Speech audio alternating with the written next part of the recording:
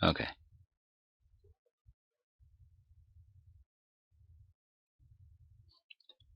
Hi, and welcome back to another Options for Newbies tutorial. So today we're going to get into a bit more of an advanced strategy. So we're going to cover iron condors. Now, these, like I say, they're an advanced strategy, but once you break down an iron condor, it's actually quite simple like I say, once you sort of deconstruct it and break it down. So let's get into it on here. Okay, so here's uh here's what the profit loss chart looks like at an iron condor. Okay, so essentially this is where you make your money right here, and of course there's your max loss right here. So you see you have a bit of wiggle room in here where you can make some money on there. So there's quite a wide range. Okay, so for deconstructing an iron condor, basically there's four different components. So there's a long call, a short call, a long put, and a short put. Okay, so with those, you're going to combine those into two credit spreads. Okay, so your calls you're gonna create a call credit spread, and your puts you'll create a put credit spread on here. Okay, so how does it work? Well, essentially, the iron condor it's a neutral strategy. Okay, you don't want your stock to move up too much. You don't want it to go down too much.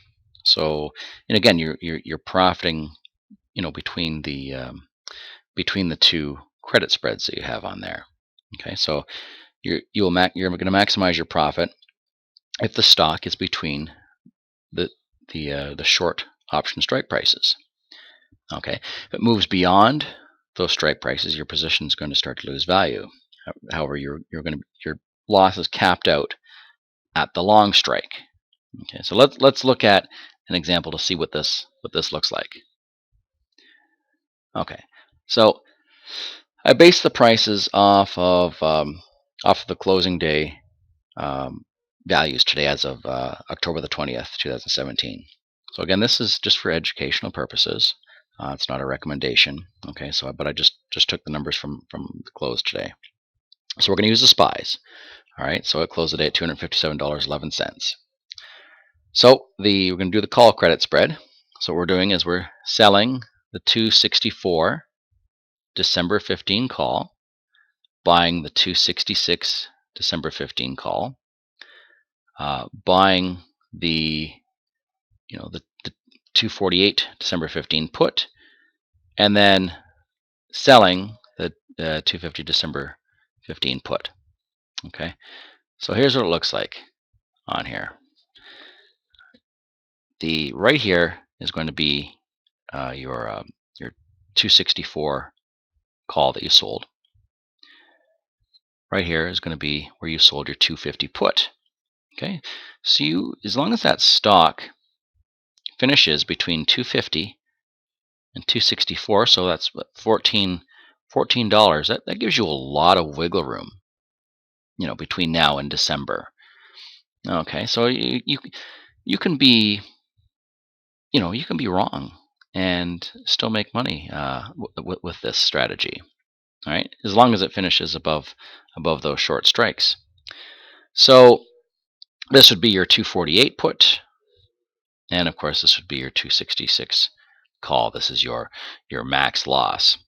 So in this case, I've already done the numbers from the close day. So our max profit will be 49 cents, and the max loss, that's the difference between the two strikes minus your credit. Okay, so it'd be $1.51 because the difference between the strikes is $2. So if you're looking at like 10 contracts, you're looking at $490 as your max profit and max loss of $1,510. Now a lot of people look at that and go, well, you know, I'm only getting $490, but I'm risking like 3 times that amount. But you have to keep in mind that this is a fairly high percentage trade that you're doing here. Okay, so because you have a bit of time, and because those credit spreads are so far out of the money, right? As you get closer and closer to the expiration date, those credit spreads are going to lose a lot of their value on there, which again, it's irrelevant to you because you've already got the credit for it. Okay, so yeah, so you have a lot of wiggle room on this, and often more, there's a quite a it's a high percentage winning trade on there. Not always, of course. You get this thing that moves quite a bit, then obviously you're gonna lose out on it. But let me just pull it up on my paper money account here just to take a look. Okay, so here's our Iron Condor here. Okay, so again, it's gonna show our max profit, max loss. Oh, and the break even as well, right? So even if it does go beyond the short strikes, right? Your break even's 249.51 on the downside and 264.49 on the upside. You're just taking that the credit and adding it to the call or subtracting it from the put to get those break even prices. Okay, so even with that, you have a little bit more wiggle room on there. Now with these things, they can be costly with commissions, right? Because in this example, uh, there's 40 different contracts. Okay, and then of course your base commission on there. So they can be quite expensive depending on the broker that you're dealing with on there. So I know that in the U.S. commissions are cheaper. It's more competitive market, right? But in some place like Canada, where I am, you can have brokers charging you like a $1.50 per contract, and some of them don't even do iron condors. You have to do like two different credit spreads, so you're getting hit with the base commission a couple times. So $10 each for that, and then $1.50 per contract. So it can add up, to a huge number on there. But so just keep that in mind. When you're shopping around for a broker, if you're employing this kind of strategy, obviously the commission costs are going to be very important because that's going to take away ultimately from your from your credit on here. So, anyways, I hope that I hope I was able to simplify the iron condor a little bit. If you do have any questions, please leave a comment below. If you like the video, please give me a thumbs up. So I might get another video up this weekend. Not sure. See much time I have. But anyways, I wish you a great weekend.